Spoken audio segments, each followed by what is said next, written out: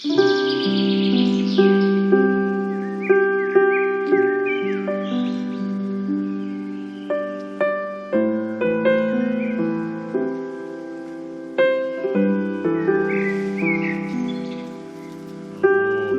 우리 성도님들 가정에 쭉 전화 신방을 했는데요. 그러면서 기도 제목들을 다 여쭤보니까 거의 대부분이 목사님 어깨가 아픕니다. 목사님 허리가 아픕니다. 온몸이 안 아픈 데가 없습니다. 뭐 이러면서 거의 다 이제 아프다고 이렇게 하소연을 하는 것을 들었어요. 그러면서 이제 그 끝에 목사님 나이 드니까 옛날 같지 않아요. 제가 옛날엔 어떠신지 모르겠지만 충분히 그 마음을 공감을 하고 얼마나 불편하고 힘드실까 이런 생각을 합니다. 그런데 사실 저도요 가만 보니까 옛날 같지 않아요. 몸이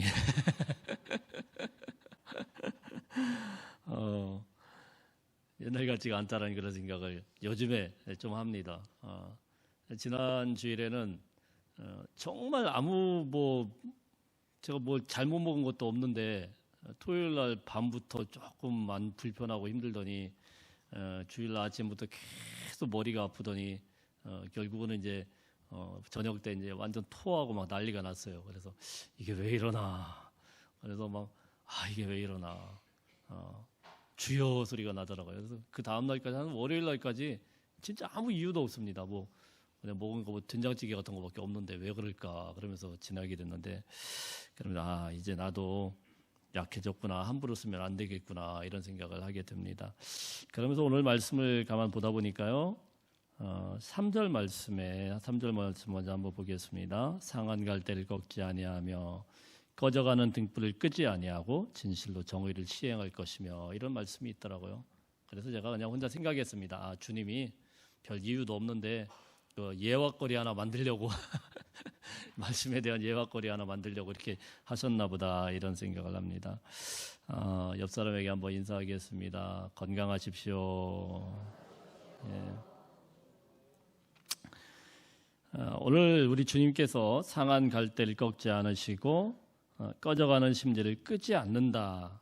그리고 진실로 정의를 행하실 것이다. 이런 말씀들을 계속하고 있어요. 사실 이스라엘 백성들의 처지를 보면은 상한 갈대와 같고 꺼져가는 심지와 같고, 꺼져가는 심지가 어떻습니까? 옛날에 등불 있잖아요. 심지가 거의 꺼져가면 빨리 꺼야지, 안 그러면은 연기만 나오고 그 다음에 그 심지마저 상하지 않겠습니까? 그런 상태라고 이렇게 말씀을 하세요. 그런데도 불구하고 우리 주님이 그들 가운데 정의를 행하실 것이다 이렇게 말씀을 합니다. 그런 정의를 행하게 하기 위해서 오늘 한 사람을 보내주시겠대요. 그 한 사람이 누구냐면은 1절 한번 읽어보겠습니다. 1절 시작.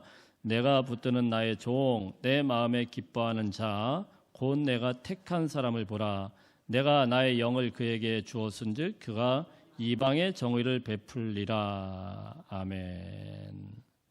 그러니까 이방의 정의를 베풀기 위해서 내가 붙드는 나의 종을 보낸다고 하셨고요. 3절 말씀에 보면 상한 갈대를 꺾지 않고 꺼져가는 등불을 끄지 않고 진실로 정의를 행할 것이며, 그 종이, 내가 붙드는 나의 종을 보냈는데 그 종이 진실로 정의를 행할 것이다. 그 땅에 진실로 정의가 없는 그 땅에 정의를 행할 것이다 이렇게 말씀을 하고 있습니다.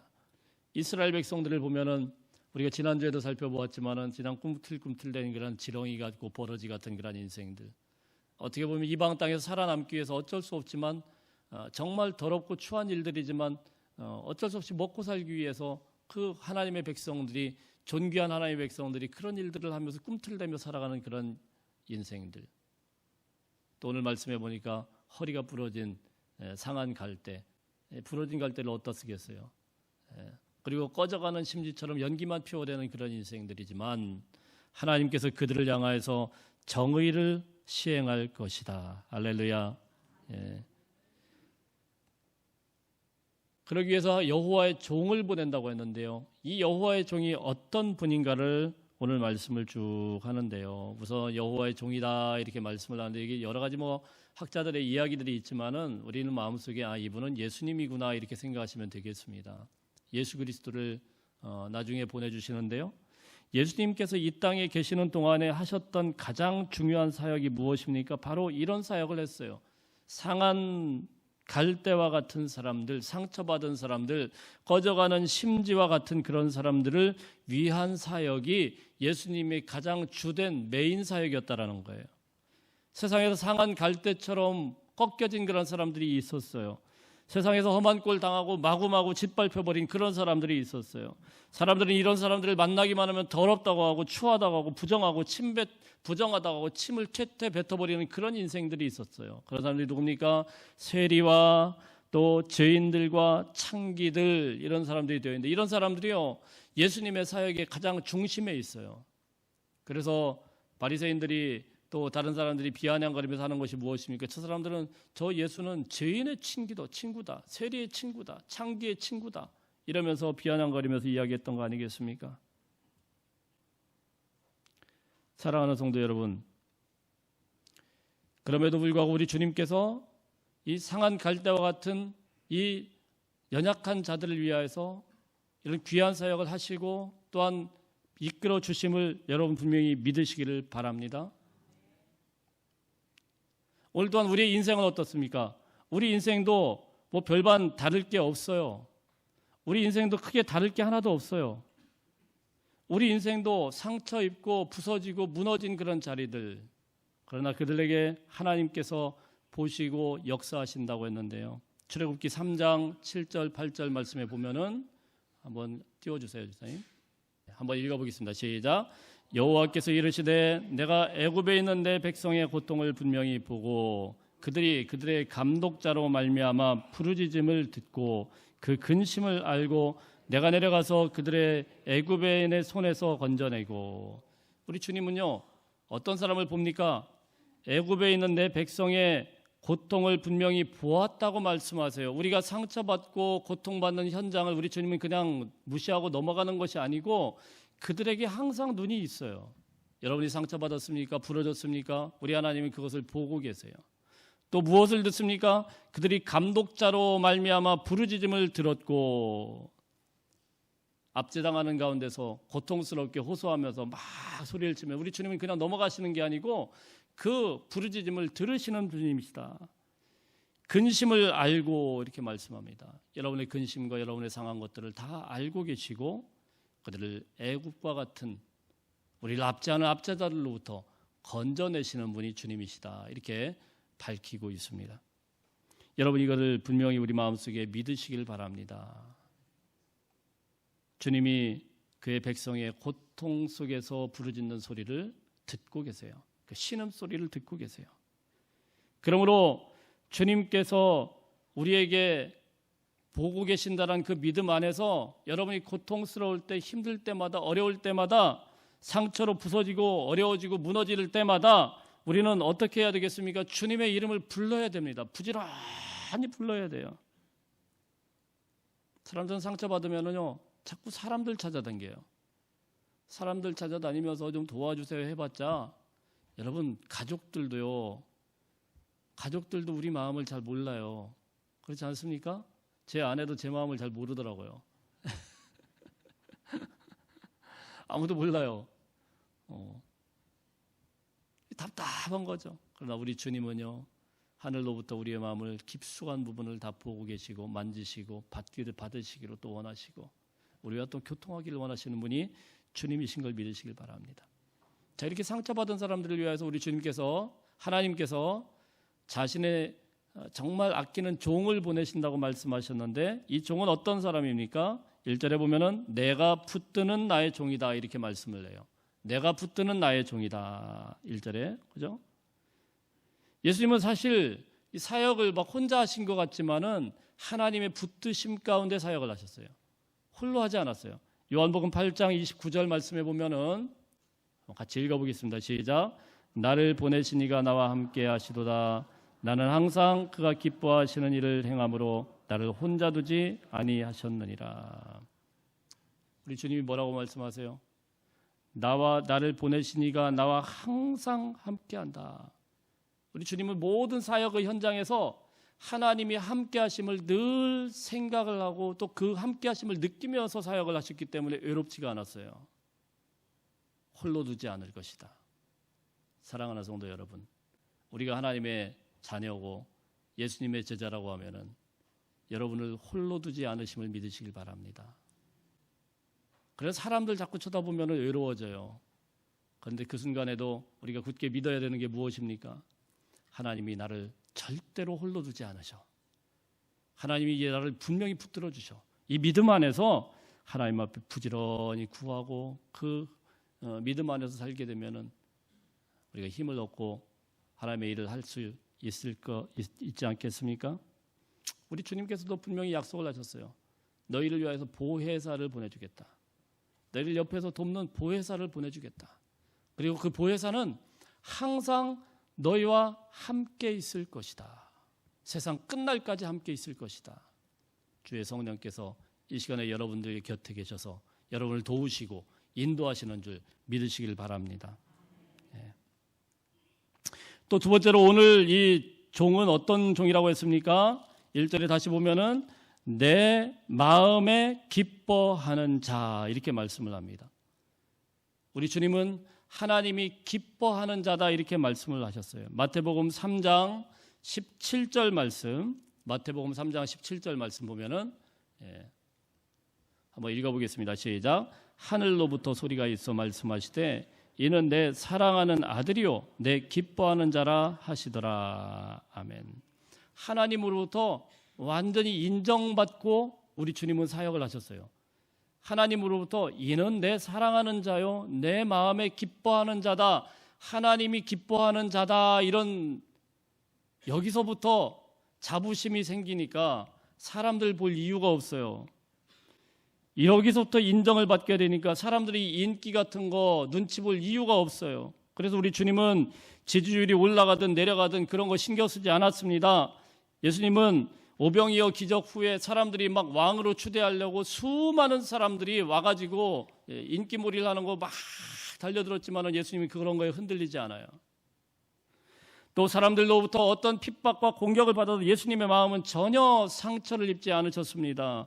심지어는 십자가 앞에서 사람들은 그를 멸시하고 모욕을 주고 침을 뱉고 조롱하고 떠나갔지만은 그 어떤 상황 가운데서도 우리 주님은 흔들리지 않고 그 길을 묵묵히 갈 수 있었던 이유. 왜 그렇습니까? 자기가 하는 모든 일들 가운데 하나님이 기뻐하시는 일이기 때문입니다. 하나님이 기뻐하시기 때문에 이 일을 내가 할 수 있다. 여기서부터 자존감이 생기게 되는 거예요. 사랑하는 성도 여러분, 우리의 자존감은 다른 데서 있지 않아요. 내가 하나님의 기뻐하심을 입은 하나님의 사람이다. 옆사람에게 한번 인사하면 당신은 하나님의 사람입니다. 믿으세요? 예. 거기서부터 자존감이 생기는 거예요. 다른 거 볼 이유가 없어요. 우리 주님은 어떤 가운데서도 시험 들지 않고 그 일을 한 이유는 무엇입니까? 바로 하나님이 기뻐하시는 사역을 하고 있기 때문에. 내가 붙들고 내가 기뻐하는 이 여호와의 종, 여호와의 종이 무슨 일을 한다고 했습니까? 오늘 말씀해 보면은 이방에 정의를 베푸신다 이렇게 말씀을 하세요. 이방 땅은요 정의롭지 못한 땅이에요. 성경에서 이방 땅은 항상 정의와는 반대인 그런 땅이에요. 지금 이스라엘 백성들이 지금 겪어내고 있는 그 땅이 정의롭지 못하기 때문에 늘 그곳에서 폭력에 시달리고 그곳에서 압제에 시달리고 눈치 보고 힘들고 지렁이처럼 버러지처럼 꿈틀꿈틀대면서 하루하루를 그냥 견뎌내고 있는 그런 땅인데 우리 하나님께서 뭐라고 말씀합니까? 너희가 이방 땅에 살고 있지만 그 땅에 하나님의 정의를 시행할 것이다. 할렐루야. 우리가 세상 권력을 보면은 세상 지배자들이 힘을 가지고 능력을 가지고 마음대로 하는 것 같지만 그 뒤에 하나님께서 사실은 손을 붙들고 결국은 하나님의 손이 그 땅을 인도하고 계신다는 거예요. 그 땅에 하나님의 정의로운 법을 반드시 시행하겠다 이렇게 말씀을 합니다. 오늘 말씀해 보면은요 유독 정의라는 말을 계속 반복하고 있어요. 3절 말씀에서도 진실로 정의를 시행할 것이라고 말씀을 하고 4절 말씀에서도 세상에 정의를 세우기에 이를 것이다 이렇게 말씀을 합니다. 세상에 정의를 세우기에 이르리니 섬들이 그 교훈을 앙망하리로다. 이 섬들은 어떤 나라입니까? 이방 나라들, 이 섬나라들은 어떤 나라입니까? 우상 숭배로 가득한 나라예요. 절대로 하나님의 말씀 안 들어요. 오히려 비아냥거리고 조롱거리만 하고 하나님 믿는 사람들 힘들게 하고 핍박하는 그런 섬들이 하나님께서 정의를 행하니까 주님의 교훈을 앙망하리로다. 아멘. 얼마나 놀라운 말씀을 하십니까? 우상숭배에 열심을 내던 그런 국가들이었는데 이제는 하나님의 교훈을 앙망하게 될 것이다. 하나님의 종이, 주님이 보내주신 그 종이 그런 사역을 감당하시겠답니다. 그러면 하나님은 이 여호와의 종은 어떻게 사역을 감당을 하십니까? 2절 말씀 한번 읽어보겠습니다. 시작. 그는 외치지 아니하며 목소리를 높이지 아니하며 그 소리를 거리에 들리게 하지 아니하며. 첫 번째로 하나님의 종은, 여호와의 종이 하시는 사역은 무엇이냐면은 외치지 않고 목소리를 높이지 않는데요, 그 소리를 거리에 들리게 하지 않는다는 거예요. 고함치면서 요란땅땅하게 사역하지 않는다는 겁니다. 세상에요, 좀 권력자들은 그렇게 시끄러워요. 그죠? 고함을 쳐야 뭐가 되는 줄 알아요. 힘 없는 사람은 원래 좀 조용하고요, 힘을 가진 사람은 시끄러워요. 막 비난을 하고 야단치고 그렇게 해야 뭐가 된다고 이렇게 생각해요. 군기 잡는다고 하죠. 예. 갑의 위치에 있는 사람들, 슈퍼 갑의 위치에 있는 사람들은 다 그렇습니다. 어깨가 딱 위로 올라가고 큰 소리 막 내고 막 야단을 치고 막 그래야 이 체제가 돌아간다, 뭐 이렇게 생각을 해요. 그러나 우리 주님은 그렇게 사역을 하지 않는데요, 가장 높은 곳에 계신 주님이신데, 가장 존귀받아야 되는 우리 주님이신데요, 전혀 소리를 내지 않겠대요. 소리가 들리지 않게 조용조용하게 하시겠대요. 왜요? 우리 주님은 겸손하시기 때문에. 예수님께서 목소리가 큰 소리를 낸 적이 없어요. 여러분, 목소리가 크다고 해서 능력이 많은 게 아니에요. 목소리 큰 사람이 이긴다고 하지만 그렇지 않아요. 목소리 작아도 카리스마 있는 사람들이 있더라고요. 아주 작은데도 아주 카리스마 있는 사람들이, 예수님이 그런 분이에요. 예수님께서 마귀를 쫓아내는데 마귀야 날라가라 뭐 이러면서 막 무당 푸닥거리 하듯이 막 따따닥 요란땅땅하게 그렇게 해서 마귀를 쫓아냅니까? 아니에요. 우리 주님은 그냥 마귀한테 마귀야 가라 한마디면 끝나는 거예요. 더 이상 할 이유도 없어요. 아무리 작은 소리를 해도, 아무리 부드럽게 해도 거기서부터 도무지 거부할 수 없는 엄청난 능력과 권위가 우리 주님으로부터 흘러나왔기 때문에 어떤 사람도 예수님 앞에 함부로 할 수 없었던 거예요. 그런 주님께서 우리에게 말씀을 하십니다. 마태복음 11장 29절 말씀, 마태복음 11장 29절 말씀 한번 읽어보겠습니다. 다음 번 시작. 나는 마음이 온유하고 겸손하니 나의 멍에를 메고 내게 배우라. 그리하면 너희 마음이 쉼을 얻으리니. 아멘. 뭘 배우라고요? 마음이 온유하고 겸손하니 나의 멍에를 메고 내게 배우라. 예수님 앞에 우리 배워야 될 게 좀 온유한 걸 배우라는 거예요. 겸손한 걸 좀 배우라는 거예요. 그래야 어떻게 됩니까? 너희 마음이 쉼을 얻어요. 여러분, 고함 막 지르고 막 소리를 막 지르는 사람들이 사실 마음에 좀 쉼이 없어서 그런 것 같아요. 뭔가 불안하기 때문에. 돌아가야 되는데 말을 안 들으니까 자꾸 소리가 높아지는 거예요. 안 그렇습니까? 잘 돌아가면 뭐 누가 소리를 치겠어요? 늘 불안한 거예요. 근데 우리 주님이 뭐라고 말씀합니까? 나는 마음이 온유하고 겸손하니 이것 좀 배워라.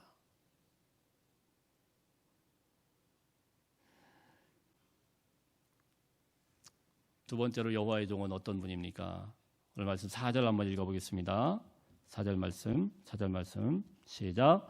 그는 쇠하지 아니하며 낙담하지 아니하고 세상의 정의를 세우기에 이르리니 섬들이 그 교훈을 앙망하리로다. 두 번째로 여호와의 종이 하는 사역은 중간에서 포기하지 않는 사역입니다. 쇠하지 않는다고 했어요.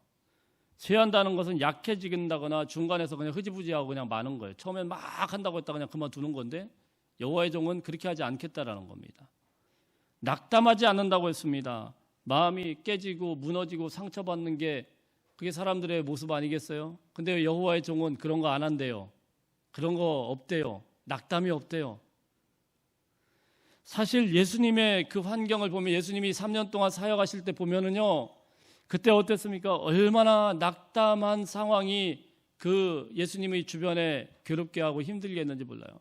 예수님이 3년 동안에 이 제자들과 함께 같이 동고동락하면서 3년 동안을 같이 예수님을 따라다니면서 모든 것들을 다 봤습니다. 죽은 자들이 살아나고 물 위를 걸어가는 것도 보고 다 봤어요. 그런데 이 3년 동안에 전혀 변하지를 않았어요. 참 이렇게 답답할 수가 있습니까? 웬만하면 변해야 되는데 전혀 변하지 않았어요. 오히려 예수님이 십자가에 달려 들어가신 그 순간까지도 그들은 자리 싸움 가지고 네가 크냐 내가 크냐 이런 거 가지고만 싸우고 있어요. 얼마나 한심한 인간들이에요. 얼마나 낙담이 되겠어요. 내가 3년 동안 뭘 했는가? 아마 저 같으면 그런 사람들이 있다고 하면 다시는 쳐다보지 않을 거예요. 너무 낙담이 돼가지고 아니 세상에 어떻게 그렇게 안 변할 수가 있을까? 이해가 안 되는 인간들이에요.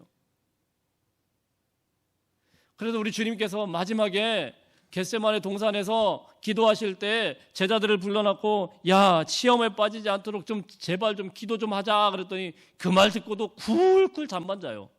세상에 이런 무슨 이런 사람이 제자입니까?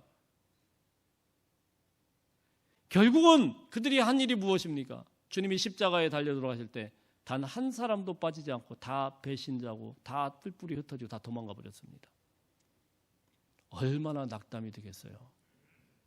여러분이 만약에 그런 친구들이 있었다고 하면은 내가 어떻게 그에게 해줬는데 어떻게 저렇게 저럴 수 있을까? 얼마나 상처받고 얼마나 낙담이 되겠습니까? 그런데 우리 주님이 십자가에 달리시기 전날 어떤 말씀을 하시냐면요. 요한복음 13장 1절 말씀. 요한복음 13장 1절 말씀. 예. 시작. 세상에 있는 자기 사람들을 사랑하시되 끝까지 사랑하시니라. 아멘. 우리 주님의 마음이에요. 낙담하지 않았어요. 배신자들이 여기 수두르겠지만 변하지 않았지만 낙담하지 않고 끝까지 사랑하셨더라. 오히려 이 제자들은요 나중에 주님이 부활하시고 난 다음에 다 낙심해가지고 절망해가지고 다 뿔뿔이 흩어져 버립니다. 고향 땅으로 들어가요. 에이 고기나 잡아야 되겠다 하고 엠마오라는 곳으로 막 가버리고 막 다 돌아갑니다. 그런데 우리 주님은요 그 낙담한 제자들을 만나서 용기를 주시고 다시 일으켜 세우시는 사역을 위해서 40일 동안 계셔요. 그게 주님이세요. 전혀 마음에 상처가 없으세요. 그 배신한 자들을 보면서 여러분 어떠세요? 배신자를 눈앞에 두고 어떤 마음이 들겠어요? 욱하고 안 튀어나오겠어요? 이것들이 어떻게 저럴 수가 있을까? 우리 주님은 전혀 그런 게 없으세요. 오히려 그들을 위로하시고 다시 일으켜 세우시고 하나님의 일을 할 수 있도록 계속 격려를 하시고 주님은 절대로 낙담하지 않습니다. 주님은 절대로 실망하지 않습니다. 여러분 우리가 주님을 닮으려면은요 낙담하지 마시기를 바랍니다. 좀 상처 좀 그만 받으세요. 옆 사람에게 상처 좀 그만 받으세요. 상처 좀 그만 받아야 돼요. 옛날에 어떤 분이 교인인데 이 집사님이 맨날 상처라는 말을 입에다 달고 살아요. 목사님이 뭐 오늘 화가 나 있는 것 같다고 상처받고 장로님이 사랑이 없다고 상처를 받고 권사님이 자기를 때려봤다고 상처받고 심지어는 청년부 애들이 자기를 무시했다고 상처받고 심지어는 주일학교 애들이 자기를 쳐다보고 인사 안 했다고 상처받고 이분이 맨날 전화를 하시는데 그러니 여러분 이런 분들 옆에 누가 있겠어요? 아무도 이 사람 편을 안 들어주죠. 그러니까 이제 만나는 게 목사님들이니까 전화가 오는 거예요. 목사님 상담할 게 있습니다. 전화가 오면은 우리끼리 가위바위보예요. 야 네가 나갈래 내가 나갈래. 맨날 전화하면 맨날 그런 얘기만 하시니까 변하지 않고 맨날 그래. 1년 360일 그분이 전화만 왔다면은 저분 또 무슨 상처받았구나. 그것도 한두 번이죠. 그래서 제가 어느 날 작정을 하고 듣다가 너무 힘들어가지고 그랬습니다. 집사님이 어떻게 그렇게 맨날 상처받으셔요? 근데 집사님 때문에 다른 사람도 상처받은 거 아셔요? 그랬더니 이분이 깜짝 놀라요. 아니 저같이 착한 사람한테 누가 상처를 받네요? 본인이 다른 사람한테 상처 주는 건 잘 몰라요. 근데 여러분 아무리 착한 사람도 다른 사람한테 상처 주고 살아요. 여러분은 상처만 받는 게 아니고 딴 사람한테 상처 줬다는 걸 알아야 돼요. 말을 안 할 뿐이지. 저도 상처를 많이 주더라고요. 우리 자녀들한테도 우리 아내한테도 다른 사람한테도 제 언행에서 다른 곳에서 저는 전혀 인식을 못하고 있는데 나중에 보면은 상처를 받았더라고요. 우리 살다 보면은요 상처를 주고 받아요. 나만 받는 게 아니에요. 나도 상처 주고 그래서 사람 부대끼면서 그렇게 살아요. 근데 여러분 좀 마음 좀 다부지게 먹을 수 있기를 바랍니다. 우리 주님을 닮아갈 수 있기를 축복합니다. 주님처럼 낙담도 하지 마시고 쇠하지도 마시고 좀 다부지게 상처받지 마시고 좀 상처를 받더라도 견뎌내가시고 인내하시고 우리 주님은 결국 그 모욕과 천대와 멸시와 그 십자가의 고통을 끝까지 참으시고 끝까지 견디고 끝까지 인내하셔서 우리의 구원을 이루시고 완성하신 분이에요. 주님을 따르는 하나님의 종들은 어떤 생각을 해야 됩니까? 외롭고 힘들고 주저앉고 싶을 때마다 우리 주님을 깊이 생각해야 되는데요. 주님이 그 걸어가신 그 길, 상처뿐이고 모욕과 멸시와 천대의 그 길이지만 그럼에도 불구하고 끝까지 걸어가셨던 그 길. 옛날 찬양이 그런 게 있잖아요.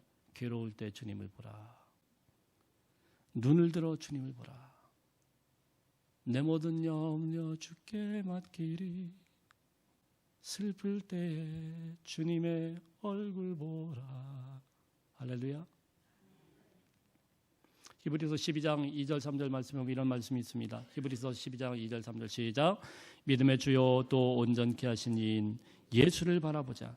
그는 그 앞에 있는 기쁨을 위하여 십자가를 참으사 부끄러움을 개의치 아니하시더니 하나님 보좌 우편에 앉으셨느니라. 너희가 피곤하여 낙심하지 않기 위하여 죄인들이 이같이 자기에게 거역한 일을 참으신 일을 생각하라. 아멘. 너희가 피곤하여 낙심하지 않게 하기 위해서 죄인들이 거역한 걸 참으셨대요. 우리 피곤을 낙심을 덜어주기 위해서. 여러분 거역하는 사람, 우리의 배신단에 때리는 사람들 참기 쉬워요, 어려워요? 참 어렵죠. 우리 주님이 그걸 견디셨대요. 그리고 우리 주님이 뭐라고 말씀합니까? 그것을 참으신 것을 생각 좀 하라는 거예요. 생각 좀 해라. 예수 믿는 사람들이 우리가 인생 가운데 하나님이 주신 축복들, 면류관들 이런 것만 생각하지 말고 좀 주님을 생각한다고 하면은 우리 주님이 어떻게 참으셨는지를 생각하라는 거예요. 우리 주님이 어떻게 그 모욕과 수모를 다 견디셨는지를 생각 좀 하라는 거예요. 주님의 종이 되고 주님의 제자가 된다는 길은 무슨 일입니까? 우리가 그 십자가의 모욕과 그 수모를 나도 똑같이 당하지만은 참고 견디고 인내하는 것이 주님의 제자가 되는 거예요. 우리가 주의 일을 하다 보면 억울한 일도 당하기도 해요. 뭐 설명할 수 없는 고난과 시련을 당하는 거 당하기도 합니다. 그거 억울하게 생각하지 말고 우리 주님이 그것을 당연하게 감당하셨듯이 우리도 할 수만 있으면은 어렵기는 하지만은 좀 다부지게 마음 먹고 모욕당하면 모욕을 좀 뒤집어 쓰고 참 어려운 일이죠. 면박당하면 좀 그것 좀 새기고 그렇게 좀 살면 얼마나 좋겠어요. 제가 좀 자신이 없어요. 저도 그렇게 잘 못하니까. 우리 주님이 그렇게 하셨으니까. 바울이 이렇게 말씀합니다. 고린도서 4장 7절부터 10절까지 한번 읽어보겠습니다. 시작. 우리가 이 보배를 질그릇에 가졌으니 이는 심히 큰 것이 우리에게 있지 아니함을 알게 하려 함이라. 우리가 사방으로 우겨쌈을 당하여도 쌓이지 아니하며 답답한 일을 당하여도 낙심하지 아니하며 박해를 받아도 버림받지 아니하며 당하여도 망하지 아니하고 우리가 항상 예수의 죽음을 몸에 짊어짐은 예수의 생명이 또한 우리 몸에 나타나게 하려 함이라. 아멘. 우리가 항상 예수의 죽음을 몸에 짊어짐은 예수의 생명이 우리 몸에 나타나기를 원합니다. 사도 바울이요, 이걸 가지고 이 예수의 생명을 위하여서 정말 불살라서 복음을 전하면서 산 것을 여러분 믿으시길 바랍니다. 어떤 상황 가운데서도 우리 주님은 그 종을 보호하세요. 우겨쌈을 당한다고 할지라도, 답답한 일을 당한다고 할지라도, 박해받고 버림바 당한다고 할지라도 우리 주님은 여전히 그의 종을 돌보시고 붙드시는 분이심을 믿으시길 바랍니다. 사랑하는 성도 여러분, 우리가 살아가면서 세상 눈치 보면서 얼마나 자주 상처를 받습니까? 상한 갈대처럼, 꺼져가는 심지처럼 우리는 점점 약해지고 무너져 내리는 그런 현장이 있습니다. 그때마다 우리 주님을 바라보시길 바랍니다. 좀 마음을 담대히 하십시오. 주님처럼 쇠하지 말고, 낙담하지 말고, 짜증 섞인 소리로 날카로운 소리 내지 마시고 끝까지 인내하시고 부드러워지시고, 주님처럼 사랑하고 주님이 가신 그 십자가의 길이라고 하면은, 그 인내의 길, 소명의 길이라고 하면은 끝까지 걸어갈 수 있는 저와 여러분의 삶이 되시기를 주의 이름으로 축복합니다.